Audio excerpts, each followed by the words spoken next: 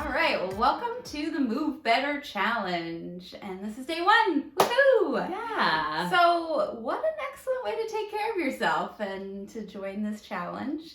As always, it's okay if you miss days. It's okay if you only do one day. We're just trying to do a little bit better this week than you have in the past. And the nice thing is they're going to have these exercise you can routines do them anytime. for the rest So of if you're your like, lives. man, I'm feeling a little sore today. Oh wait, I have these workouts from the challenge. So Yeah. that is nice. Yeah, such a great resource. So this video is about getting the most out of your time stretching.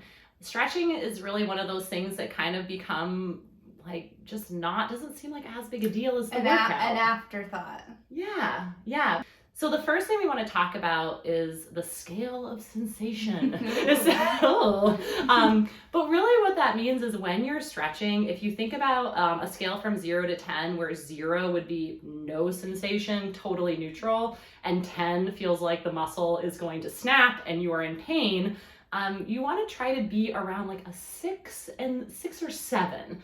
So the idea that getting the most intense stretch sensation is helping you become lengthening the muscle is actually a bit misleading, because when we get into that place where the body is feeling afraid, right? You can feel that there's like a lot of resistance and it's really uncomfortable. That actually has the opposite effect. And your central nervous system will actually say, danger, danger, and the muscle will actually shorten in response to that. So I like to think about the muscle as sort of like this little forest animal where you have to like be gentle, right? It needs to feel really comfortable and safe in order to move into a greater length, if so to speak. Yeah, and that kind of ties into what I want to talk about, which is moving with purpose. So we're going to be doing some dynamic stretches, which are stretches where you're actually moving through a range of motion.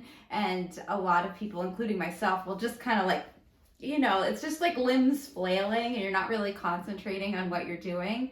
And same thing with the static stretches, the ones where you're holding them, your mind starts to wander, you think about other things. But instead trying to actually focus on what am I doing? How's my posture?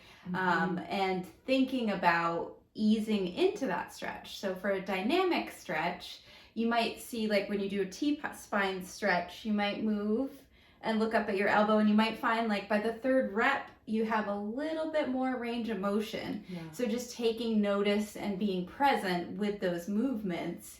And when you're doing your static stretching, noticing how your breath can actually help you move into a deeper stretch. So instead of like grimacing and trying to reach as far as you can at first, start a little bit lighter, use the breath, use the movement, use mindfulness to get a deeper stretch throughout it. Yeah, it reminds you of just having patience, right? When you first move into a stretch sensation, it's normal for the initial reaction to be resistance in the body, but through breathing and through intentionally relaxing, you'll notice over time, right, over the 30 seconds or 60 seconds, you'll notice probably you can go a little deeper, and having that patience, which is challenging.